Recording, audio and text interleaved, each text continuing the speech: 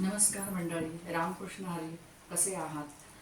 तर आपण मागच्याच कथेमध्ये बघितलं होतं विश्वबा खेचरांनी म्हणजे दामदेवांना कसं शिकवलं किंवा कशी समज दिली. आता आपण बघणार आहोत की संत ज्ञानेश्वरांनी चालती भिंत कशी चालवली. म्हणजेच काय, तर आपण या कथेचा आपण बघणार आहोत की संत ज्ञानेश्वर हे नेहमी काय करायचे की एक महान म्हणजे विनम्र, विनय, ईश्वर भक्ती आणि त्याचबरोबर त्यांच्या असणारी देवावरती भक्ती, या सगळ्यांच्या जोरावरती म्हणजे त्यांना ही निर्जीव भिंत सजीव करण्याचं कसं प्रायचित्त देवाने दिलं.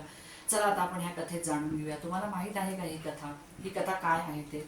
तर चला जाणूया. जाणून घेऊया. एक दिवस काय झालं की संत ज्ञानेश्वर, संत सोपाननाथ, निवृत्तीनाथ आणि मुक्ताई हे एका गावामध्ये बसले होते. आणि त्या गावामध्ये बसले असताना त्यांना असं लक्षात आलं किंवा असं समजलं की योगी चांगदेव हे त्यांना भेटण्यासाठी येत आहेत. त्यावेळेस योगी चांगदेवांना हा स्वतःचा अहंकार होता थोडासा, योगी साधनेचा त्यांना अहंकार होता. अहंकार म्हणजेच काय, तर त्यांना गर्व होता स्वतःचा. तर त्यावेळेस त्यांना गर्व असल्यामुळे ते ज्यावेळेस भेटायला येत होते त्यावेळेस ते कसे आले असतील भेटायला, आपण कल्पना करू शकू का? नाही. कसे आले ते भेटायला? तर अक्षरशः हे चित्र बघितल्यानंतर गावातली लोक सुद्धा थक्क झाली होती. अशा एका विचित्र अवस्थेमध्ये, विचित्र नाही म्हणता येणार पण त्याच्यापेक्षा म्हणजे लोक आश्चर्यचकित झाले. अगदी ह्या अवस्थेमध्ये ते संत ज्ञानेश्वरांना भेटण्यासाठी आले होते. आणि ते भेटण्यासाठी आले तेव्हा ते कसे आले, तर ते जिवंत प्राणी म्हणजेच काय, तर वाघावर बसून आले होते आणि हातामध्ये जिवंत साप याचा चाबूक करून घेऊन ते आले होते. आणि ते येत असताना हे सगळं दृश्य संत ज्ञानेश्वरांनी बघितलं. आणि संत ज्ञानेश्वर हे 2 मिनिटं आश्चर्यचकित झाले आणि त्यांना कळेना की म्हणजे आता हे हे असं कसं, हे एका सजीव प्राण्यावरती बसून ते जर येऊ शकतात तर आपण निर्जीव भिंत का चालू नाही शकत? आणि त्यावेळेस त्यांच्या लक्षात आलं की आपण निर्जीव भिंत चालूच शकतो. मग जे निर्जीव भिंतीमध्ये, ह्या भिंतीमध्ये आपण जीव आणूच शकतो. मग त्यांनी काय केलं, ज्यावेळेस चांगदेव हे दृश्य म्हणजे हे सगळं करून मागावर बसून आणि हातात जिवंत सापाचा चाबूक घेऊन येत होते, तेव्हा गावातल्या लोकांनी बघितल्यावर आश्चर्यचकित झाले. ते अर्थात घाबरले सुद्धा थोडेसे.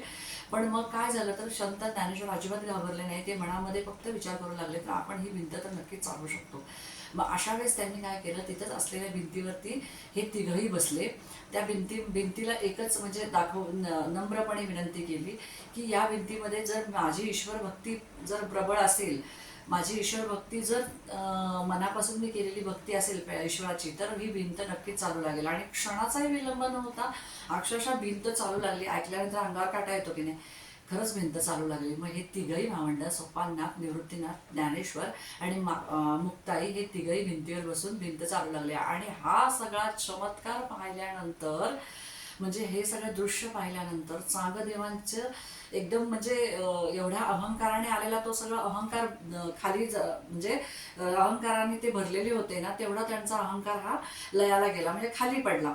म्हणजे ते पूर्ण हे झाले, डाऊन म्हणता येईल आपल्याला, की बाबा ते पूर्ण हेच झाले की बाबा आता माझं काय, म्हणजे मी जर एवढ्या जिवंत प्राण्यावर बसून आलोय, हातात साप घेऊन आलोय जिवंत, पण इथे तर अक्षरशः संत ज्ञानेश्वरांनी भिंत चालवली. मग काय, मग त्यांना त्यांचा अहंकार कळला की आपण अहंकाराच्या बळी पडलेलो आहोत. मग त्यांनी काय केलं, नम्रपणे वाघावरनं उतरले आणि संत ज्ञानेश्वरांच्या चरणी, म्हणजे संत ज्ञानेश्वरांच्या चरणी नतमस्तक झाले. आणि त्यांनी नमस्कार केला. नमस्कार करून ते म्हणाले की माझं चुकलं. आणि त्या दिवसापासून त्यांनी संत ज्ञानेश्वराला आपले गुरु मानलं. म्हणजे म्हणण्याचा भावार्थ एवढाच आहे की अहंकार हा माणसाला नेहमी खाली बघायला लावत असतो, तर नम्रता ही ईश्वर कृपेने आपल्याला नेहमीच आपल्याला ती मान उंचावत असते. सोप्या भाषेमध्ये एक उदाहरण सांगण्याचा मी तुम्हाला प्रयत्न करते. 2 विद्यार्थी आहेत. एक काय करतो, अहंकाराने बाबा मला खूप जास्त मार्क मिळालेत म्हणून त्याचा अहंकार बळावत असतो. दुसरा शांतपणे अजून चांगला अभ्यास करून हळूहळू तो ज्याला जास्त गुण मिळाले त्याच्यापेक्षा पुढे जात असतो, पण तो शांतपणाने जात असतो. तो कुठेही आपला मोठेपणा गाजवत नाही, तो शांतपणाने अभ्यास करतो, पुढे जातो. आणि मग तुम्हाला चांगलंच माहिती आहे की लोकांना कोणती मुलं आवडतात, जी की नम्र आहे, जी मनामध्ये खूप शांतपणाने अभ्यास करतात, जी सगळ्यात आधी म्हणजे शांतपणे पुढे जातात, जी नम्रपणे वागतात, अशीच मुलं लोकांना आवडतात किंवा समाजामध्ये आवडतात, शिक्षकांना आवडतात. आणि सांगण्याचं तात्पर्य एवढंच आहे की कधीही आपला अहंकार मनामध्ये बाळगून कधीही वावरू नये. अहंकार म्हणजे गर्वाचं घर हे नेहमी खाली खालीचं असतं, ही जी म्हण आहे ती याच्यामध्ये लागू पडते. आणि त्याच्यामधून संत ज्ञानेश्वर महाराजांनी सांगितलं की तुमची असणारी ईश्वराप्रती विनय, भक्ती आणि तुमची नम्रता ही ईश्वर कृपेनेच तुमच्यापर्यंत पोहोचत असते आणि ईश्वराप्रती पोहोचत असते. मनापासून ईश्वराला हाक मारली तर नक्कीच आपली ईश्वरापर्यंत ती भक्ती पोहोचण्यास कामी येत असते. म्हणून कधीही जो ज्ञानी माणूस असतो तो कधीही अहंकार बाळगत नाही. पण जो अज्ञानी म्हणजे त्याचं ज्ञान कमी आहे अशी माणसं जास्त अहंकार बाळगून समाजामध्ये वावरत असतात. तर त्यांना ह्या गोष्टींमधून एक धडा मिळेल किंवा ही कथा ऐकल्यानंतर त्यांना कळेल की आपला अहंकार हा आपल्याला नेहमी खाली बघायला लागत असतो आणि नम्रता ही आपल्याला नेहमी मान उंचावत असते. आणि म्हणूनच ज्ञानेश्वरांनी अशी युक्ती वापरली आणि आपल्या देवाला मनापासून हाक मारून आपली भिंत चालवली. आणि हा चमत्कार नाही तर हा भक्तीचा जो काही चमत्कार म्हणता येईल, हा अहंकाराचा चमत्कार नाही तर भक्तीचा चमत्कार आहे असे आपल्याला या व्हिडिओमधून सांगता येत आहे. कशी वाटली तुम्हाला ही कथा नक्की मला कमेंट करून सांगा. लाईक करा, शेअर करा आणि हो, चॅनल नवीन आहे, चॅनलला सबस्क्राईब करायला अजिबात विसरू नका. आणि आपल्या मित्रमैत्रिणींना ही कथा शेअर करा. आणि असेच नवनवीन कथा ऐकायच्या असतील तर आपल्या व्हिडिओबरोबर जोडून राहा.